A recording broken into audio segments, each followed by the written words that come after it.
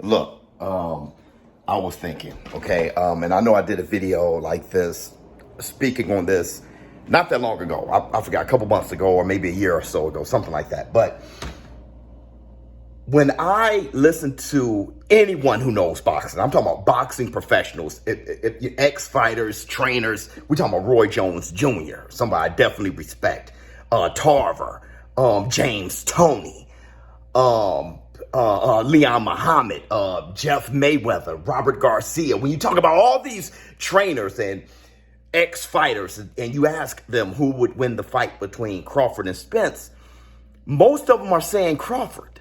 Most of them are saying Crawford. They know what they're looking at. They know what they appreciate. They've been in there way more than you and I. I'm talking about these Hall of Famers, okay? I think even Floyd Mayweather said, Crawford's the best fighter in the world. Stuff like that. But when you listen to these great, all-time great fighters, skillful fighters, knowledgeable, high IQ fighters, by a large margin, by a huge percentage, they're all saying Crawford's going to beat Spence. And this is important. Oh, I want to say this too. I'm not the type that, and I don't get this, a lot of you want these fighters and want these professionals to say who they think is going to win. And when they do, if they don't agree with you, you call them a hater. Or I've even heard people call them coons and stuff like that when it's two black fighters. It's like the most ridiculous thing in the world. It's dumb, okay? I think it's damned if you do, damned if you don't. I think if you want to hear what they really feel instead of the default, I don't know, it's going to be a good fight. This guy could win if this guy could win if that. If you want them to make a decision and say a prediction on who they think is going to win and give an analysis, if they do that, you only agree with them when it's the same track of thought as yours. And if they say something different, then all of a sudden they're haters. Now you're having a temper tantrum. You're not being an adult. Grow up, okay? But there's a reason why they're saying this. There's a reason why they're all saying Terrence Crawford is going to win. And, I must, as a humble human being, and somebody who has respect for these heroes of mine, I must take that into heavy consideration when thinking about Terrence Crawford versus Errol the Truth Spence. I'm a big fan of Spence. That's my guy. We got mutual friends, all those things.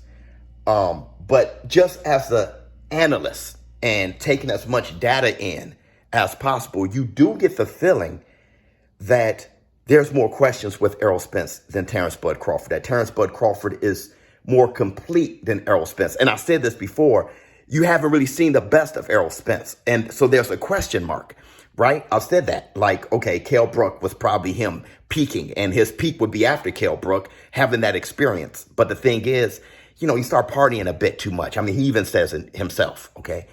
So he wasn't at his strongest, not really as focused as he should have been. You see him against Ugas. That's a peak Errol Spence mentally, emotionally, spiritually. But physically, he just came back from a partial retinal tear, right? So there's a question mark there. With Terrence Crawford, he's fighting at his best all the time. Hold on, let me get my black two sugars.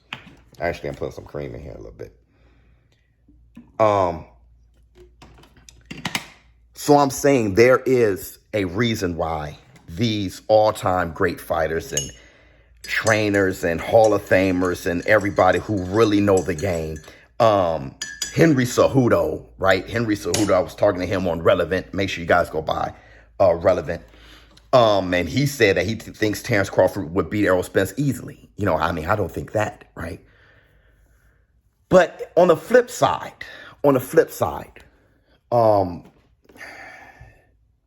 you heard about what Errol Spence did to Floyd Mayweather in sparring, and Floyd Mayweather has all the tools more than Errol Spence. But it's something when you see that fighter be that rock and be that technically sound and have that power and have that aggression and tight and just, just breaking you down over time. He can really beat you up, even if you can beat him in a skills challenge. All right. So the question is, can Errol Spence technically break down Terrence Crawford over time?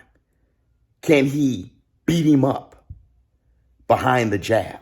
Can he systematically, he's not going to one punch haymaker knock out Terrence Crawford with a blind swing. Terrence Crawford's too good for that. Can he systematically beat up Terrence Crawford over time?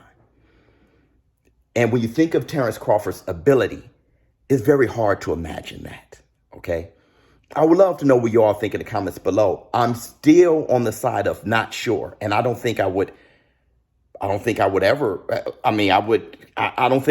really be sure on who I think would win the fight until the fight happens. But let me know how you all feel in the comments below. There must be some weight we must have for these boxing professionals who have looked at these people, these Hall of Famers, who have looked at these two warriors and said, Terrence Crawford. Like, Terrence Crawford by 6. Terrence Crawford easily. Let me know what you all think. That's the Black Two Sugars. Showbiz the adult. I'm out.